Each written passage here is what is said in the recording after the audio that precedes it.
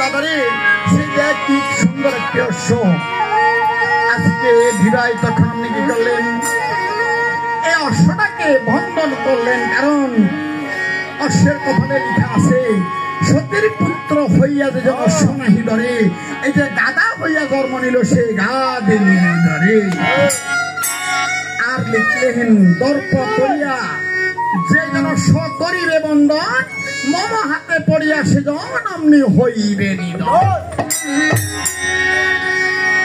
এই লিখন দেখে দিবাই তখন আপনি কি করলেন, এই যে মায়ের নাম স্মরণ করে দিবাই অশ্বকে ভাবলেন।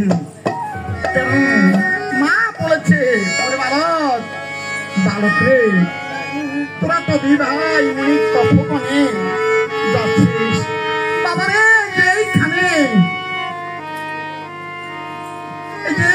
যেটার প্রয়োজন আমি সেটাই বলছি। মা কিসের প্রয়োজন বাবারে, ওই মুনি তপবনে এই যে কতই বিপদ হইতে পারে, যেই কোন বিপদে পড়লে একবার মাকে স্মরণ করিস। তখন মা বলছিল সেদিন, বালক রে, মা বলছে বালক রে